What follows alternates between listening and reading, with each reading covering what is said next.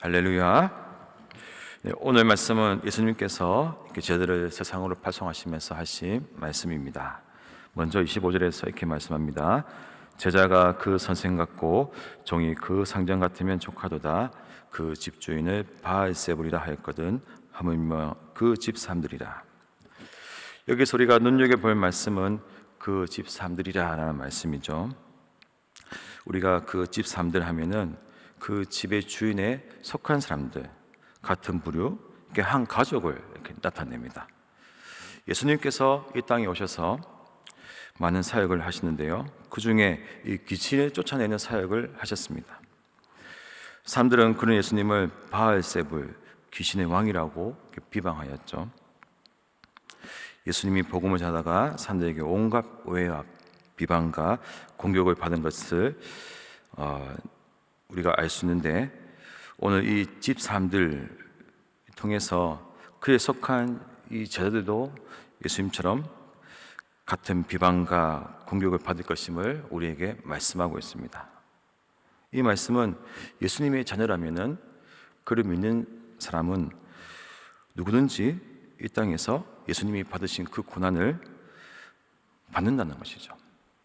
그래서 우리가 이 믿음 생활하면서 당하는 고난들, 어려움은 이상한 일이 아니라 당연한 것이다 라는 것을 알 수가 있습니다.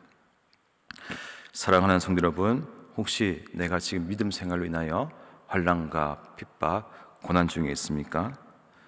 그런 상황 속에 있다면 지금 내가 예수님께 속해 있어서 내가 예수님의 빛의 자녀이기 때문에 이 어둠의 세력들이 시기해서 오는 것이라고 여기시며 오히려 자랑스럽게 생각하시기를 소망합니다.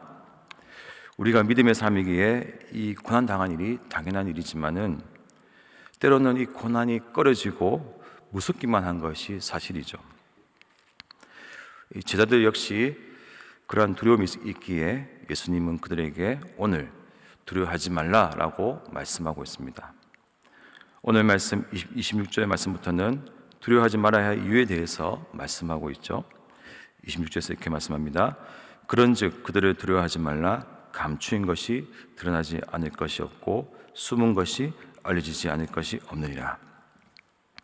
마지막 심판 때에 그 모든 것이 다 드러난다는 것입니다. 오늘 목사님이 설교 중에 이런 외화를 하셨습니다. 십계명에 대해서 말씀하시는데요, 십계명까지 말씀하시고서는 요즘에는 제11계명이 있다고 합니다. 그 11계명은 꼭 지켜야 하는데 그 계명은 바로 들키지 마라 라는 것이죠. 이 사람들은 자신의 죄를 감추고 숨깁니다. 그리고 들키지만 않으면 된다라고 여기는 것이죠.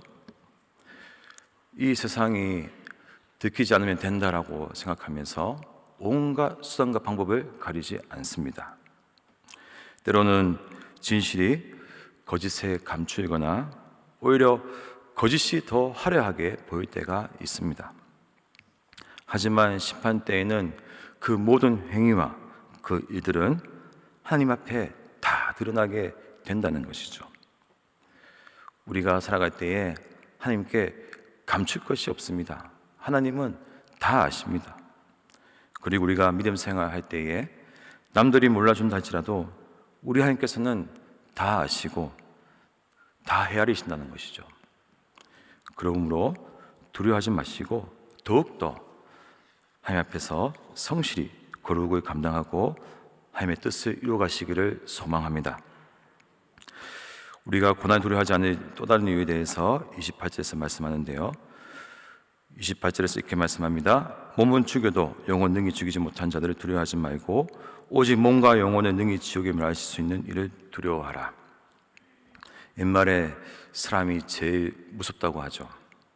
아무래도 이 사람이라는 존재가 예측할 수 없는 존재이고 그런 사람들과 함께하면서 오는 상처와 아픔이 있기 때문입니다. 아무리 세상이 무섭고 사람이 무섭다고 하지만은 그런 무서움을 극복할 수 있는 방법이 있다고 합니다.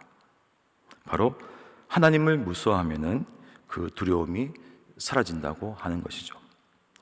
스코틀랜드의 종교개혁자 존 낙스라는 사람이 있습니다. 그는 종교개혁을 이루기 위하여 많은 박해를 받았습니다. 그의 묘비에는 이런 글자가 새겨져 있다고 합니다. 여기에는 어떠한 인간도 두려워하지 않는 자가 누워있다. 그는 아주 평범한 사람이었지만은 하나님을 두려워하였기에 사람들이 박해해도 사명을 감당할 수 있었습니다. 하나님을 두려워한다는 것을 하나님을 경외한다는 의미가 있습니다. 나의 모든 삶의 영역에서 하나님을 가장 크게 보고 그 하나님을 존중하면 두려움이 사라지는 것이죠. 하지만 하나님을 경외하지 않으면은 아주 작은 일에도, 작은 사람에게도 두려워하게 됩니다. 오늘 예수님은 우리에게 목숨만 어찌할 수 있는 사람을 두려워하지 말고 더 크신 하나님을 두려워하라고 합니다. 왜냐하면 하나님은 우리의 육체뿐만 아니라 영혼까지 책임지시고 멸하시는 가장 크시고 전능하신 하나님이시기 때문입니다. 사랑하는 성도 여러분, 지금 무엇을 두려워하십니까? 영혼을 죽이지 못하는 사람, 세상을 두려워하고 있지 않습니까?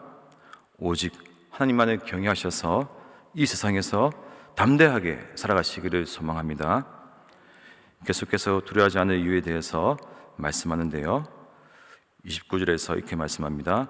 참새 2마리가 한 아사리온에 팔리지 않느냐? 그러나 너희 아버지께서 허락하시지 아니하시면 그 하나도 땅에 떨어지지 아니하리라. 한 아사리온은 로마의 화폐 단위입니다. 일반 근로자의 하루 일당 10분의 1의 그 화폐 가치가 있죠. 하나로 산정하면은 약 1만 원 정도 됩니다. 그러니까 참새 한 마리에 5,000원이죠. 참새 한 마리가 싼 건 아닙니다. 하지만 소나 돼지에 비하면은 아주 하찮은 것이죠. 가치가 없습니다. 그런데 예수님은 그 참새 한 마리도 함께 하시고 귀하게 여기시고 돌보신다고 말씀하고 있습니다. 참새 한 마리라도 함께 하시고 돌보신 하나님께서 3절에 보면은 수많은 참새보다도 너희가 더 귀하지 아니하느냐라고 말씀하고 있죠. 그리고 29절에 보면은 그 백성의 머리카락 하나하나 세신 만큼 세심하게 아주 작은 소산에까지 살피신다고 합니다.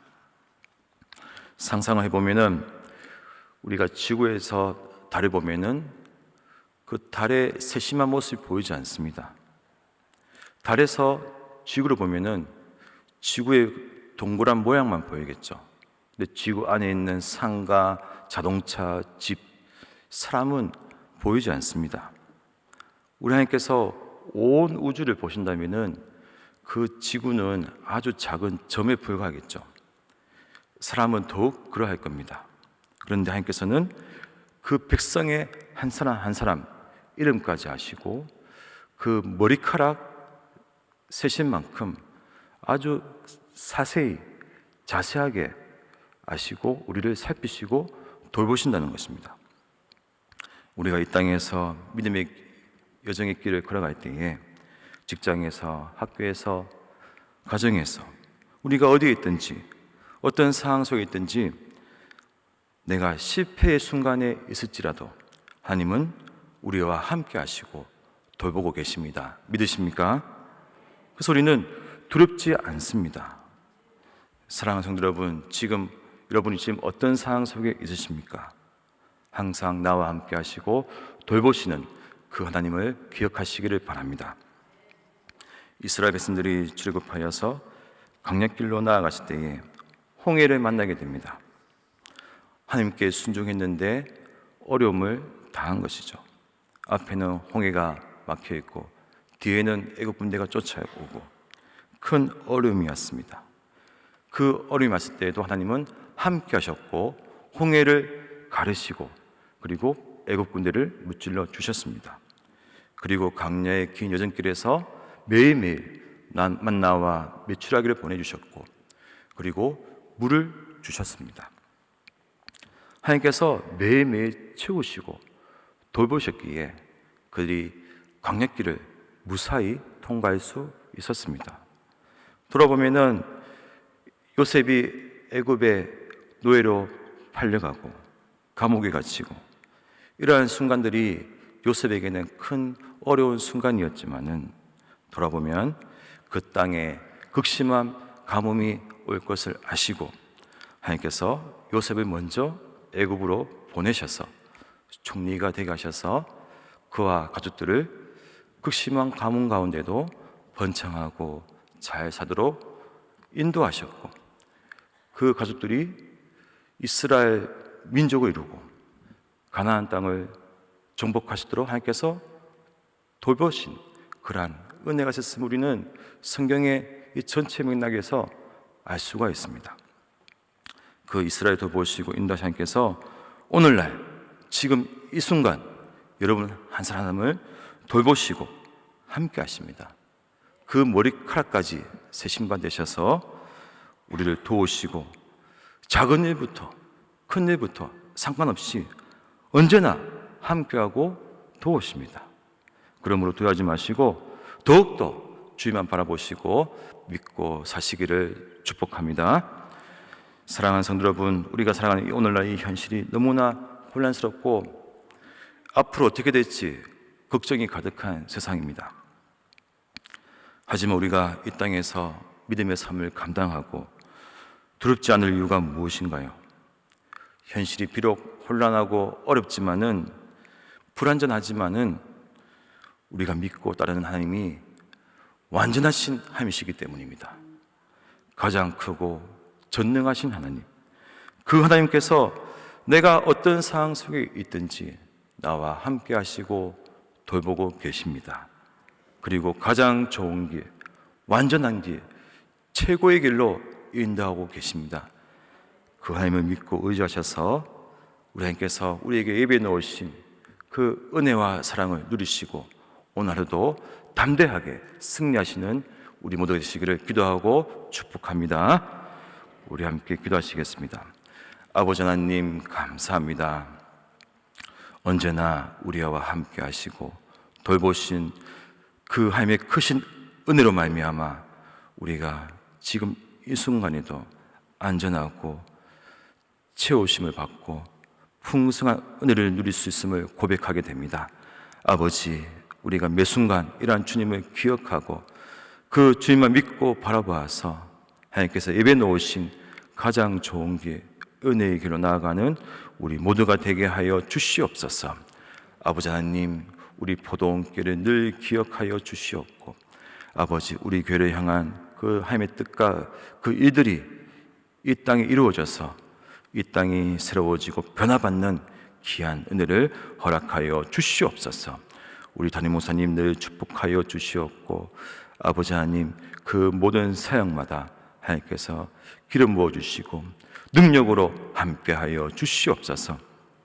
아버지 하나님, 이 땅의 대한민국을 고쳐 주시옵소서. 혼란한 이 세상을 하나님께서 붙들어 주셔서 주의 나라가 그 의가 이루어지는 귀한 대한민국으로 주님 붙들어 주시옵소서. 오늘 이 시간 주님 앞에 감사함으로 여러 가지 제목으로 올려드린 예물로 드린 손길들이 있습니다. 하나님, 그들의 제목들, 그들의 예물들을 기뻐 봐주시고 아버지, 그들의 감사한 그 손길에 하나님께서 더 크신 은혜와 사랑으로 축복으로 화답하여 주시옵소서. 아버지, 이 시간 우리가 모여서 함께 기도합니다.